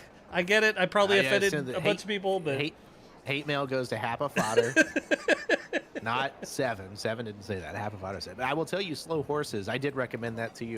Yeah. So I started watching Slow Horses simply because I read a tweet, I think, and it said something about Slow Horses being renewed for season 4, and then the replies to that tweet were, if it hadn't been renewed, we riot. Like, people were very passionate. And I was like, okay, it had been kind of on my list. It never quite made it to priority 1, right? It was 2, 3, 4, 5, somewhere in there, and it would float around, and I never watched it. And I told my wife, I was like, let's sit down and watch this. Let's just watch a couple of episodes so I can get it out of my head. I can know what it is. And from the very first episode, you are in. And then you start to really pick up, and you get it took me 3 or 4 episodes before I realized just how good the acting was. Yeah. And how good Gary Oldman is in this show. It is so good. So good. It's a great dramatic spy show, like legit. The other thing I'm watching, I rewatched it, was Foundation. I watched it without Rita because, you know, Rita, I love you to death, but, you know, a bright light occurs in your left and you're just gone. Like, and Foundation is one of those, it's a sci-fi show that you really have to pay attention to. Because you have to watch it closely. Yeah, because it'll be present day, and then it'll be 300 days in the past, and then it'll be 300 days in the future, or 300 years in the future, 300 years in the past. Yeah, and it does a lot of bouncing, so you have to be able to follow it. And I'm excited for the next season of Foundation. I'm waiting for that. I don't know if I've asked you, have you seen the movie War Machine on Netflix? No. With Brad Pitt? No, I need to watch that. So there's 2 movies that I wish everybody would watch. One of them is Vice. It's about Dick Cheney during the second Gulf War. And the other one is War Machine. War Machine is, they say it's I did some reading, and the character names are all different, but it's based off of General Stanley McChrystal, who took over in Afghanistan in 2009. You know, for a lot of people that don't know the history behind it, Afghanistan had a series of generals that took over there in Afghanistan during our regime changes and their regime changes, and each general tried to reinvent the wheel to try to figure out how to fix the insurgency issue in Afghanistan. And I will tell you that War Machine is a parody, kind of, but it's also not. Like, it's also very real how a lot of the shit went down in Afghanistan, from the president to the generals, and the generals to the Afghani president, and how they went about, like, they did a vote at one point in Afghanistan, like a free democratic election, and the Americans said they needed to do a second vote because they didn't like the results of the first vote, and they think that it was, so I don't know, it's very interesting. It's actually really good to watch. But Brad Pitt, his parody on General McChrystal is hilarious. How he talks, how he walks, how he runs, everything. So you need to watch that. I think you're gonna love it. I'm telling you, trust me, definitely. You'll know exactly what I'm talking about when you see it. Oh, I'm looking forward to checking it out. And someone in chat asked the question: has Apple TV become what the old Netflix used to be? And here's what I will say, and I know, Happy, you are chomping at the bit to respond to that. Oh yeah. But and for anyone, by the way, who's listening to the podcast, you can watch us live on YouTube. We do watch chat. We do occasionally respond to things. But what I will say about Apple TV is it's better than Netflix ever was. And that is quite high praise. Netflix started off, to me, really strong, and then got lazy, and then got AI, and now has gotten lazier. And not only are they lazy, their writing is lazy. They try to pump out formulaic stuff. And then they cancel it after 2 seasons, right? So they don't have to pay the writers. Even regardless of if it's good quality stuff, they cancel it. Doesn't matter if it's right. They don't even care. And so Netflix has burned me on so many. Now, Netflix does still have some amazing stuff. I'm not criticizing everything on Netflix. But what I'm going to say next is why I'm saying it. Apple TV doesn't do any of that. Apple TV seems to only make stuff that they are into, that they're geeked out about, that they love, and it is obvious to me when you watch Apple TV shows, there's more passion put into those shows. Hands down. Than anywhere else. And if you like science fiction, you have to get Apple TV. Now, I'll let you respond. Look, man. Let me ask you this question. Has Apple TV become what the old Netflix used to be? I wish Apple TV was around when Netflix came out, because Netflix wouldn't have had a chance. It wouldn't have been close. They wouldn't have had a chance. And to be clear, you got to think about it, too. The amount of money behind Apple already, before they even started Apple TV, so they already were ahead of the game. But let's look at it this way. I'm going to name shows that you need to see on Apple TV if you don't have Apple TV. By the way, $10.50 a month to me is worth it, right, for Apple TV. Invasion, C, Foundation, Monarch, Greyhound the movie, Slow Horses.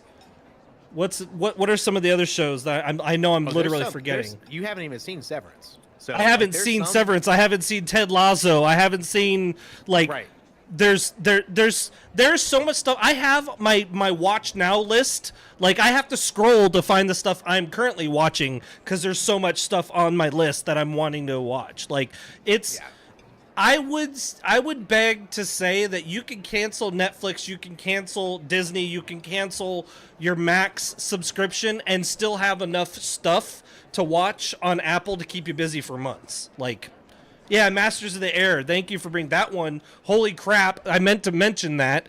You need to see that. That is a show. I need to see that. That is a phenomenal show. By the way, I'd like to also mention, I hope we continue to create shows and movies about World War II like this, like Masters of the Air, like Greyhound, like Fury. I know a lot of that stuff is like Hollywood overdoing it, but it's still when you have 40-something% of people between the ages of 19 and 25 saying that they believe the Holocaust was either fake or exaggerated. We have got to get better at making people aware of these things in formats that they want to consume, right? They're not reading newspapers, they're not reading books, they're not doing these things. And sure, if you need to elaborate on it a little bit and you need to make a World War II thing and show people this is what World War II was about, the entire world was trying to kill each other, right? This was a big deal. If that happens again, by the way, we're done, right? Yeah. Right? So making movies about it, taking honest moments. And honestly, there was an innocence of the world before World War I, right? It rolled into all the way through World War II that launched the Cold War. There's a lot of really, really, really interesting stuff there, and I think it makes people better to understand that segment of our history, just better humans. It does scare me that there is such a huge group of the population that thinks that stuff wasn't real. Like that to me scares me, because the whole if you don't study the past, you're doomed to repeat it is really truthful. Yep. I mean, it really is 100%. A true thing. Like, Silo. Yes, thank you for Silo was my gateway show. Like that was the first show I watched on Apple TV. That was the first one. Yes, and I was like, I remember that's the one I hooked you on, because I was like.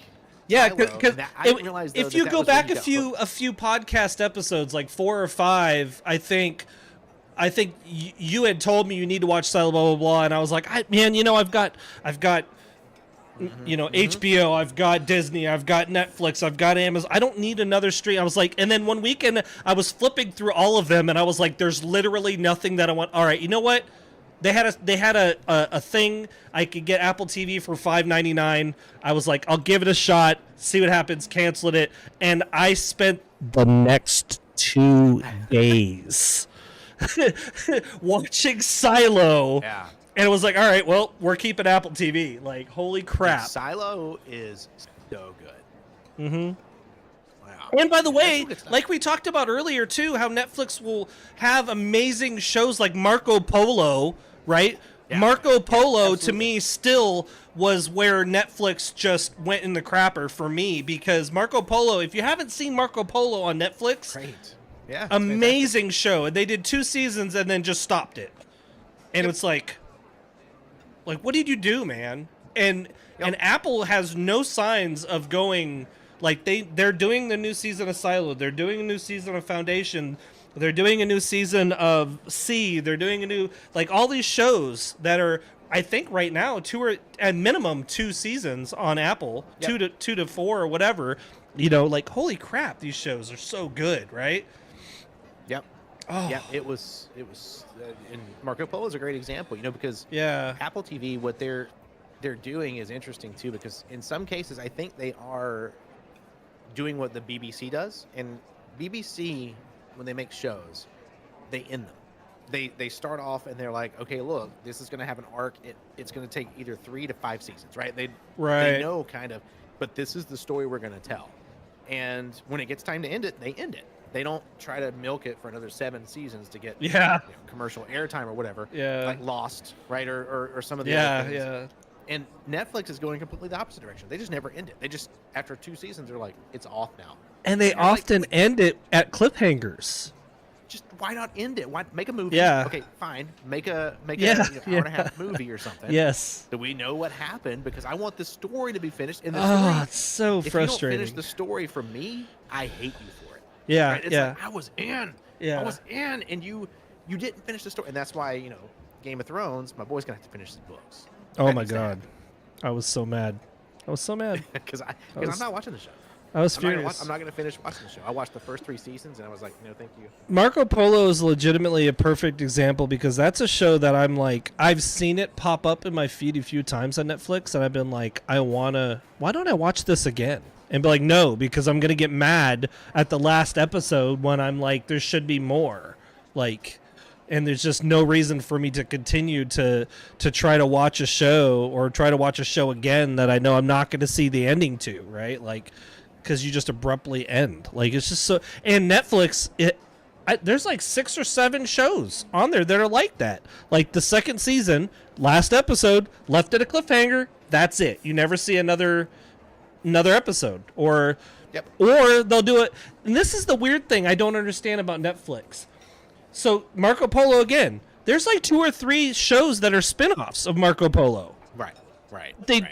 those shows were garbage. Like, why not just take that money and finish the show? Like, I don't understand the thought process behind it. But anyway, I'm sorry. I went off and I digressed again. You know, it's I know like, it's crazy. It's like any art to me, right? Turning art into a business is always a risky endeavor. Yeah. And having a great business that also supports the art of what people are trying to create is pretty a pretty narrow, cable to walk. And Netflix is just not doing a good job of it, right? Apple TV seems to be doing a better job. Disney can fall on the wrong side of that quite has, right? More recently, a lot of cash grabs and just overdoing stuff. So it's hard to do. It's hard to do, for sure. Yeah, I mean, anyway, moral of the story is if you have other streaming channels, cancel them and get Apple TV. I am not an Apple advocate. I should also establish that. I have always called Apple products the iCraps because I've never been a fan of being part of the collective, ever. But Apple TV, man, worth it. I'll work on you. Nah, man. I'm going to get you and Rita both in. I'm going to get assimilated, chat. Anyway, what you listening to? Oh man, so it's wait. First, January. did you finish your? Because you were doing a compilation of last year. Did you finish that? I did. Okay, because that was like 700 and some songs. I think you said, right? Like something crazy. Yeah, it's a lot of songs. My favorite albums of 2023. Yeah, I can throw you a link. It's on the website. And I will, so around early November, from early November to the end of January, bands don't release new albums. They don't release them going into the holidays because of the holiday season, and then you wait until the end of January to start releasing new albums. Well, last week was the first week where bands are kind of starting to put out their albums. And a lot of times they sit on them for 6-7 weeks if they were ready. And so I had a new music playlist last week, and I have one that's this week. And I will tell you, now, when we do these podcasts, I will probably be talking about an album that came out recently. Right. There was an album that came out Friday, and it's from Dead Poets Society. The name of the album is Fission. Holy crap. Dead Poets Society?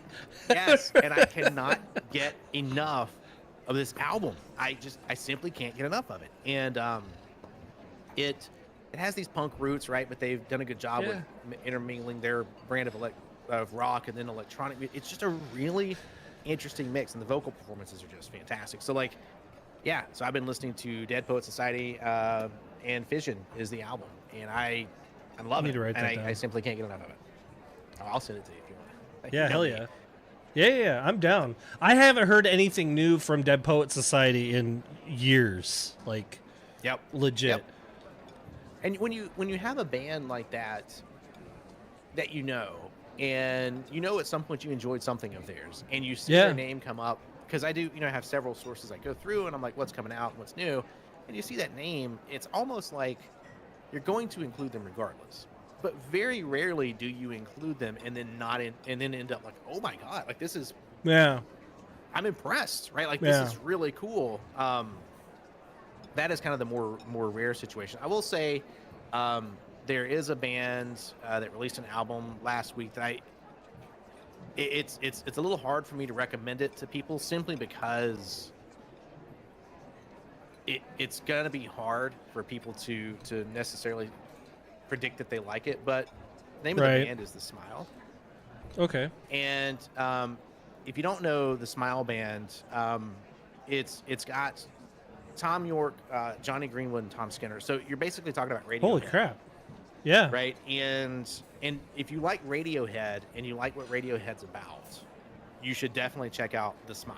Okay. So their new album came out, and it's called Wall of Eyes. And I'm going to get you with this one. You're going to love this one. All right. Static X released a new album on Friday. It's called Project Regeneration Volume 2. If you like industrial electronic rock, Static X actually released an album. Okay. Okay. I'll have to look at that too. Interesting. I was going to mention to you, did you listen to Blink 182's last album? I did. One More Time, I would not be surprised if that song One More Time didn't become like the anthem of every service member that was active duty, because we all go through this, as you're leaving the service, you always go through this thing where you're like looking back at your friends that you had and all that stuff. And One More Time is like a perfect, I don't know, perfect song for that. But you mentioning freaking some of these bands that I've listened to in the past. That I haven't even looked at. Well,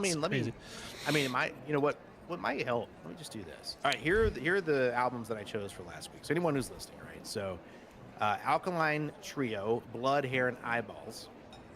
Dead Poet Society, Fission, which I just talked about. Frank Carter and the Rattlesnakes, which if you like punk music, you should check out Frank Carter and the Rattlesnakes. New album called Dark Rainbow came out Friday. Okay. A band called Future Islands. If you don't know Future Islands, you should. It's People Who Aren't There Anymore is the album. The Ratons, which was new to me. I did not know the Ratons, but Ballad of a Bystander, The Smile with Wall of Eyes, and then Static X with Project Regeneration Volume 2. And I threw in a bonus, Ty Segall with Three Bells. And I kind of threw Ty Segall in there. I'm not normally, it's a little low-key for my taste, but I threw in Ty Segall in there if you like slower stuff, you like a little more chill stuff. That's in there too. Okay. So maybe that's what I should do when we do the podcast, is just like run through and be like, hey, here's what I'm actually listening to. Here's all the stuff. I can give you a quick review on some of the ones I loved. Don't miss the Dead Poet Society. And it's worth listening to it in album format start to finish, because it starts off in one. So, all right. Anyone who's listening who doesn't know this about me, the reason I love albums is because when you listen to an album start to finish, you can hear the artist's life, right? It takes a long time and a lot of work to make an album. An album's generally 12 songs for an EP, right? So when you listen to it, the artist will inevitably change as a part of the experience of making the album. And you can usually listen and hear those stylistic changes. This album, the Dead Poet Society album, if you listen to it start to finish and you're honest about listening to it, it changes so much between the first song and the last one. And it gets really interesting near the end of the album. They actually go stylistically backwards into a blues rock state, and it's some of the best work that they've ever done. It gets really good, and you can tell, like, oh, this is them getting to a point where I've got a song, but I'm just not going to overdo it. And it gets really honest, and it kind of gets really raw, and I'm like, I want an album of y'all doing just that. So to me, Dead Poet Society, check it out, start to finish. Yeah, I'm down. I definitely need to go listen to some music now, for sure. Oh yeah, I can get you excited about a little bit of it. Hell yeah! Okay. Hapa, what you playing? Can we talk about? This is really for us, right? Can we talk about what I'm excited to play versus what I am playing? First of all, I would like you to acknowledge the personal restraint that I have had. I can't believe it, dude. Have you actually restrained? I have not hit the play button on it. I am so proud of you. I am so proud of you. Suicide Squad. I can't even say it. Suicide Squad killed the Justice League. I bought the ultimate version, and I could have hit play this morning, but I held off. I held off. Yeah. So listener. Lovely listener, as we stroke your ear holes with these dulcet tones, I want you to know that Hapa, Deacon, Rita, and I played the open beta of Suicide Squad Killed the Justice League. And it's a co-op game for up to 4 people. It was really a fantastic experience for us. The characters in the game actually matched our play styles and personalities, like very much so, like surprisingly well. And we found the play to be fun and chill, and we actually found the story and the writing to be funny and engaging. Yeah, I have seen reviews that say many different things, and I'm going to ignore every one of them. And on Friday, you and I are going to stream this game together. And hang out, and we're going to play this. Hell game. yeah. I will tell you, I started to finally read the reviews. I started reading a lot of responses to the tweets and stuff, and holy crap, I didn't realize how up in arms people are about this game, and yet here I am. We played in the beta, and I was like, I wish the game was live right now. Like, I wish this wasn't beta. Like, it was fantastic. I did not want to stop playing when we were playing it. I very much enjoyed it. Yeah. And there were some aspects of it that, if you're into this, you should definitely come watch us stream it. I think there's only about 10 hours of story time. It's a live service game. It's not meant to be 100 hours of story. That's not what it's about. It's more of your Diablo style game where you do the thing, you grind the thing, you play together, and you get better weapons and equipment and stuff. That's what the game is going to be about. Yeah. But the story that we got to participate in, there were some key moments in that story that I was like, whoa, I'm really curious about where they're taking some of this stuff. Yeah. It got pretty outside of what the character norm would be for some of the characters. And I am very much looking forward to playing this game. I don't care if people like it. Yeah. I also said the same thing about Cyberpunk 2077 when it came out. Yeah. I am on record 3 days after launch saying this is one of the best games ever made. And people were like, oh my God, it's awful. It's the worst game in history. Oh my God. Oh my God. CD Projekt Red's the worst company that's ever existed. Oh my God. And they lost their minds. And now everyone's like, yeah, that's pretty much one of the best games ever created. Yeah, I was in agreement that I hated the game on launch, but it wasn't because of the story or the how beautiful the game was. It was a buggy mess for me when I played it. Not everybody had that same experience. And for me, nothing can ruin an experience early on in a game if it's a buggy mess. Well, not even early on. Later on, we've talked about that before too. Games that have been around for a long time that have bugs in them drive me bonkers as well. But yes, so Suicide. Why can I not say that? Suicide Squad. Kill the Justice League. Enunciate. On Friday, we will be streaming that, and I am excited to play that and stream it. And to be honest with you, one of the reasons I love it is that it does, in fact, break the mold of a lot of what people think should be canon. I love that. I just love it. It absolutely stomps on it, and I am excited to see what they did with it. It was made by Rocksteady, who made the Arkham games, and I think people are, you see a lot of those comparisons, right? Oh, the Arkham games were so good. The Arkham games were not that long. They were 10, 12, 14 hours of play. Yeah. They were fantastic games. I agree that they were fantastic games. And I think people are using a little bit of novelty effect to say it's not Arkham. And that's not okay with me, right? I wanted another Arkham. That is the problem from what I've seen. Oh, Arkham exists. If you like it, go play it. You can get it on Steam. Right, you can download and play it. If that's what you want to play, go play it. Yeah. But I'm excited to see what Rocksteady did here. I am not going to be an early critic. Again, back to Cyberpunk 2077. I agree 100%. The bugs were really kind of unforgivable, and it shot them in the foot. But the game is beautiful. So the game's beautiful. Amazing. The story is it's just an amazing game. So to that end, I'm excited about. I'm extremely excited about Suicide Squad: Kill the Justice League. And if you want to catch us on Twitch, we'll be on Twitch hanging out Friday. We'll be playing that game. Next week, the 8th to the 11th, Skull and Bones is going to be an open beta. I am super excited for that as well. I got to watch you stream some of that. Yep. And I'll be streaming that all week. I probably will be almost exclusively streaming Skull and Bones. I am super excited for that. I have been wanting some kind of naval kind of something. And we played the alpha test of that. Was it alpha? Was it considered alpha? I think it was considered alpha. And was blown away, and it looked like a lot of fun. I've heard a lot of people say, well, I don't have my expectations high because it's Ubisoft. I have never been let down by Ubisoft, so I don't know where a lot of that comes from. I enjoyed, like Assassin's Creed, all those games. I love watching the gameplay of those games. They're beautiful. So I don't know, but I'm super excited for that coming out. I am extremely sad that I have to wait till September for Space Marine 2 to come out. 40K Space Marine 2 You've been looking forward to that for a minute. For over a year. We've been talking, dude. There are some games I'm excited about, and Dune Awakening. Oh God, yes.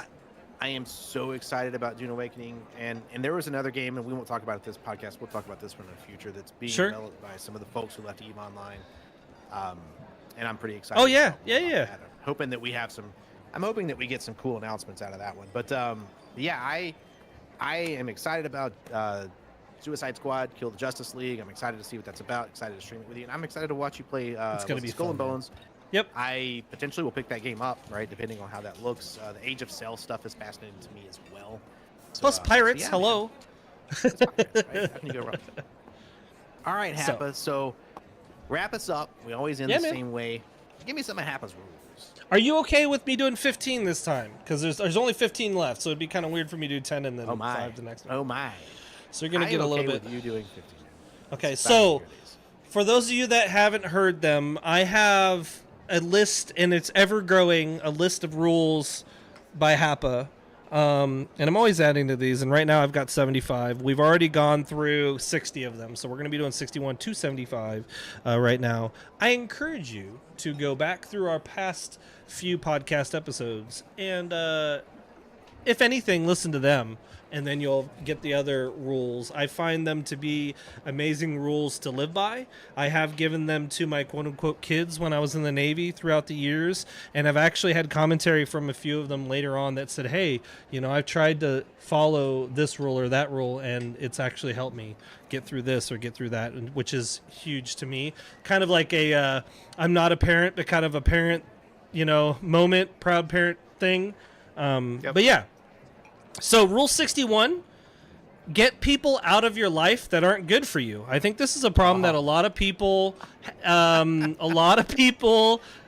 laughed, by the way, subconsciously to this one towards you specifically, because we've had these conversations before. But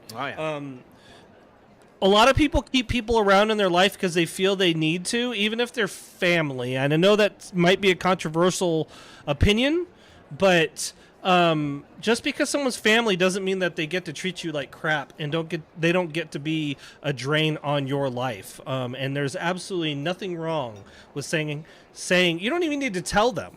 Just you're out of my life. Like, this is a waste of my energy. 62. And I always used to say this to all of my sailors throughout my entire career, and I'm sure that you've had leaders and managers in the past that have said they've had an open door policy, but I've always said my door is always open, food and drink is always available, and my couch is always comfy. I've always said that to anybody. If I have close friends and they're in the neighborhood, I have when I was in San Diego, I've had friends just literally show up at my door and be like, I need a place to crash for a couple days, man. Like, and yeah, man, come on in, 63, I'm always available to those I care about. I mean, that to me is, I just type personality I've always tried to have.